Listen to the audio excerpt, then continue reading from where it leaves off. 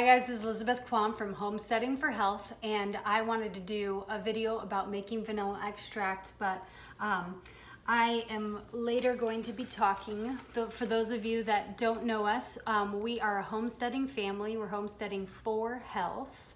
Our little farm is named Engedi Grove, and we do kind of like a little vlog thing too. So first I'm gonna make the vanilla extract. It's super easy, and then I will if you want to see footage of our cat that we saved that was abandoned in a reservoir, you can hang on for that. I'm also going to be harvesting some oyster mushrooms, picking up some duck eggs, and telling you the benefits, supposed benefits of duck eggs over chicken eggs. So stay tuned if you want to see that. But right now, I bought these vanilla beans. I can smell them even through this package. They are so fragrant. I bought these vanilla beans on Amazon, okay? You can pick up, these are 10 vanilla beans, and what you need is 10 vanilla beans or 20 vanilla beans. If you are doing a 20, if you're doing like 7, like one of those liter bottles of vodka. So you need vodka or another alcohol. Alcohol is necessary so that it can take out and extract the flavors of the vanilla bean. You really do need alcohol. There's like vegetable glycerin or something like that. Don't do that. That's so gross. The alcohol does get baked out if it's a religious or conscious reason that you don't want to have or use or participate in buying alcohol at all. You can go ahead and use that vegetable glycerin, but I'm telling you that the alcohol does get baked out of the product that you're making, cookies, whatever. All right, so you want to split the vanilla bean, so I'm just going to cut this open and bring out the vanilla beans.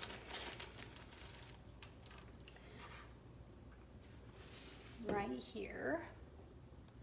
Whoops. And I'm going to split them.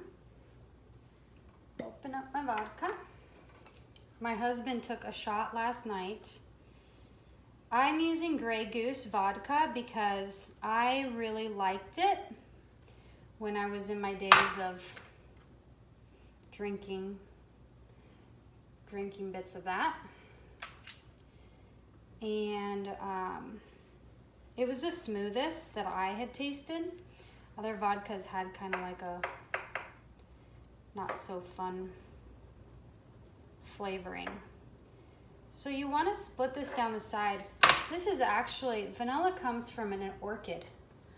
Vanilla comes from an orchid. It's an orchid. Oh, it's so pretty. And sometimes you see, I've seen trees that have the vanilla in it. It's not a tree, but orchids in natural settings grow on trees. So they're like a vine, or yeah, they become kind of like a vine. Okay, I'm gonna just go ahead and do that to all of these. So that really, see inside of there, there's like a pulp, and it will just, it'll come out, and that'll make your extract. You'll let this soak, just like throw it down in your cupboard, let it soak for 6 to 11, 12 months. And you could use it in as little as 8 weeks. I mean, you could use it right away if you wanted to, but it just wouldn't be extremely flavorful with the vanilla. So another way to make vanilla vodka, if you wanted to use it for just spirit purposes, then you could just put in 1 or 2. And then you got your vanilla vodka that you could mix with some mixed drinks. So that is fun. So there you have it. That is how you make vanilla extract. It's that easy. and it's delicious. And you don't want to put other types of vanilla extract, the imitation vanilla extract, into your body. Your liver has to process all your toxins that you're consuming. It has to process those out of the body. We're already bombarding our system with other things that are not useful for us. And I believe in every plant product almost there is something beneficial for us as well. That's why I enjoy the essential oils and all that natural goodies. So yeah, that's how you make vanilla. So give it a try. Interestingly, in the Prohibition, they actually did not make making vanilla illegal. So they still had to have all of that alcohol, and people, although it wasn't as tasty for an alcohol beverage because it was so intense, you could get drunk off of the vanilla extract. And so, I mean, there's other ways that they got around that law anyhow, but oh well. I just thought that was kind of funny. So we have a lot of new changes that are actually going to be going on. In the winter, about in February, we're gonna put a barn up. I am so excited. The bunnies are gonna be moving. So we raise Holland lops, bunnies. The bunnies are gonna be moving inside the shop over here. We're gonna be creating a kind of like an area where the kids can have a roof over some of these toys. And then over here, we're gonna have a milking station for our cow, our Normande milk cow, because we have a Normande milk cow. And so that's rather exciting. All right, guys, I gotta find my duck egg basket and collect all these duck eggs.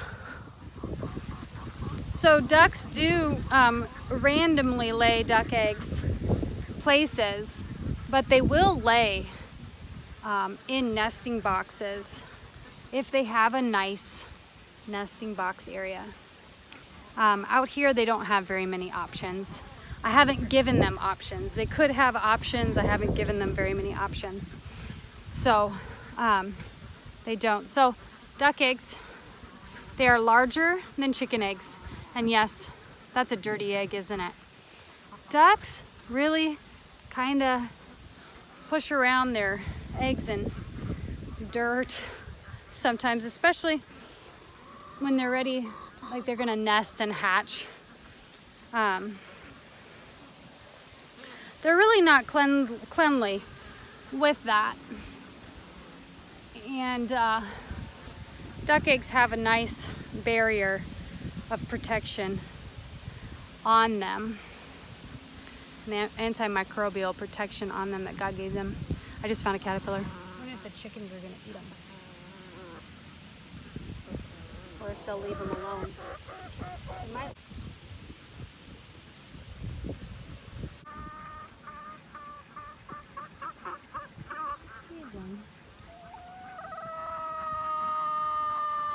Are they gonna eat them or not? Whoop. Those woolly bears, they roll up into a little ball. That gives them good protection from birds. Their hairs are also actually very irritating to the skin. So duck eggs, are they more nutritious than a chicken egg? So there was a study done, and I don't know if you do have the link to the study, please paste it here. I read about it in Eat Smarter, a book that Sean Stevenson wrote. And it said that duck eggs had 6 times the amount of vitamin D and that they had more omega-3s. Now, I'm wondering, I'm assuming that study took into perspective volume, because I think that volume should be in the equation. Also, I'm wondering, because a lot of ducks are on pasture, I'm wondering where they sourced the duck eggs from and where they sourced the chicken eggs from. Because if those ducks were on pasture in the sun, then they got a lot more exposure to vitamin D, the ability to make vitamin D in their system. And they got omega-3s from the grass. And that's why a lot of people buy pastured chicken eggs, is because there's more omega-3 and there's more vitamin D in them. So I'm kind of curious on how accurate that study was. I'd really love to find it. So if you find it, link it here. Okay guys, here's Fisher. He's got raw milk, some tuna, and an egg. And I might cook a little egg for him, but he's doing good. So if you didn't see the first video, we rescued him while we were fishing at a reservoir, left for dead. And we're gonna give him a little flea bath in a little bit. I got some medications for him, and I'll tell you about those in a little bit too, but I want to show you my mushrooms. There's our baby calf that we bought from Iowa State.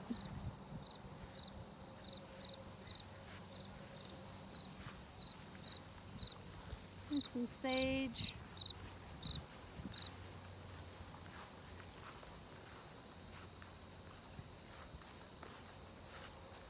And there are my mushrooms, guys.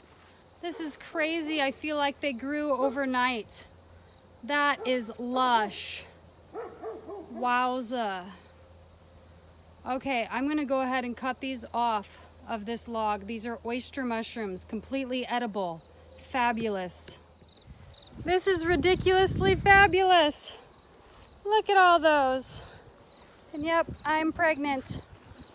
About 25 weeks now pregnant, I think. I should look on my calendar. I don't keep track very well.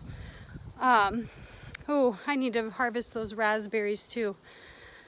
This is going to be wonderful. So I'm gonna cook some up fresh, probably for a snack for the boys when they come home from school too, because they enjoy fried mushrooms and butter. And butter is good for you guys. Butter has butyrate in it. Butyrate is very good for you. It also has micronutrients and it helps the satiety factor so that you feel fuller longer, have more energy. Also has vitamins and minerals in it. Oh my God.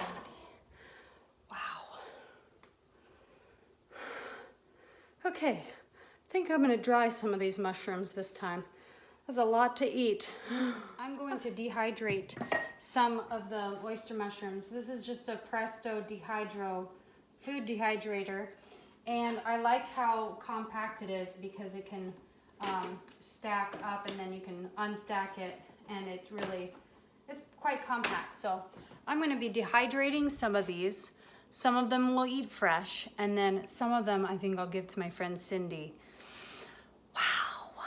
Mushrooms are a sulfur-rich vegetable, which will help you make glutathione, which is an antioxidant that all of the cells in your body can produce.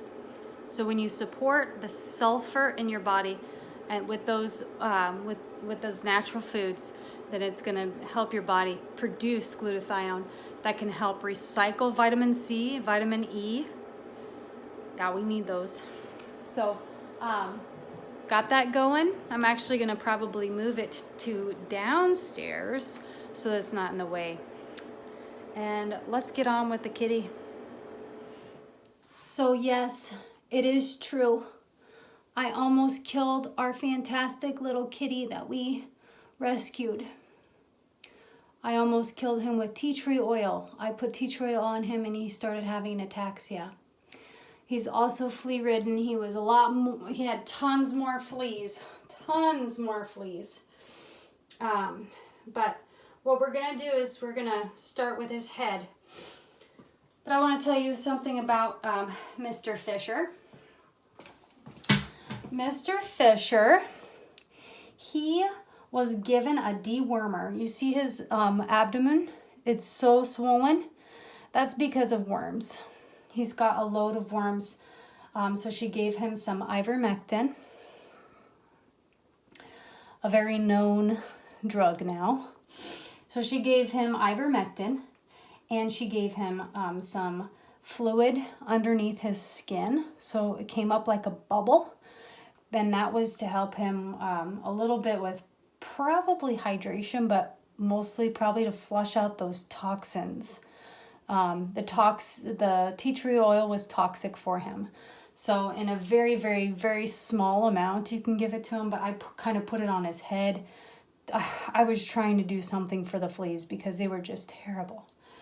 And he's been eating, he prefers fish. Fisher prefers salmon, wild caught salmon, tuna, and I'll pick up some other little kitty treats for him at the store. But we also got him on antibiotics. So he's on a little bit of dose of antibiotics for a week to help him. So we have this flea and tick shampoo that she gave us to use, and I'm gonna start with his head first with the shampoo.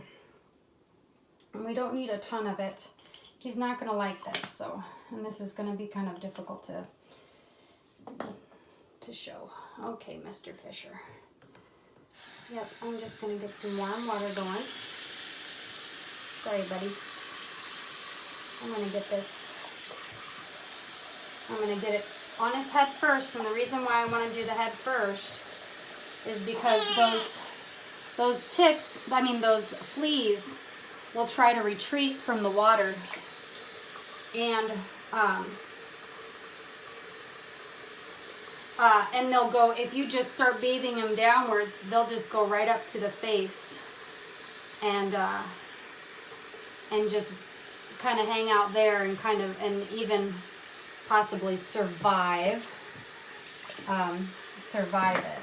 So I just wanted to get his head first. Oh buddy, yep, kind of hard to do, especially with this type of, all right, I'm gonna get, okay, hold on. Yep, and I can see fleas on him too, but this will be helpful, killing those fleas, getting them out of here. And unfortunately, we're gonna have to treat all of our animals with Bravecto, all of the cats and the dog, because I introduced them fallibly. I introduced them to the kitten too soon. I should have kept them away from each other, because my cats, even though they're outdoor cats, they have no fleas at all. So it wasn't a good idea to show them the new kitten quite yet. So we're gonna just treat them with flea and tick medicine, so that and tick season's kind of here again, so that's beneficial too. Oh, poor guy. Just look at his belly. Oh, poor dude. He's gonna feel better soon. So she just said kind of even to just let him soak in here for a little bit, hold him still. Something special to me about getting him, finding him while fishing, because my oldest son, Darian, he has an extreme love for fishing that we never instilled in him. God just gave him the desire to fish, and he calls himself a fisherman. So I thought it was so cool that we found and rescued this little kitty while fishing. Okay, buddy, done with the bath. Oh, poor thing.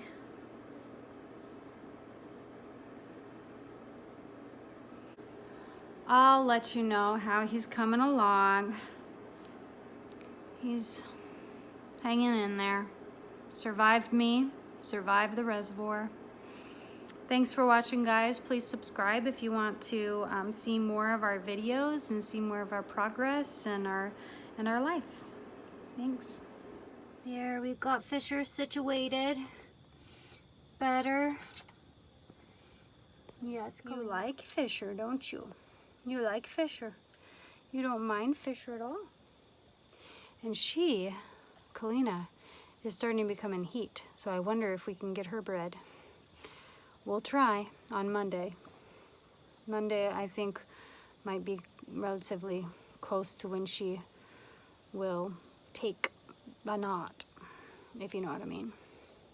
Maybe don't. I won't explain it on this video.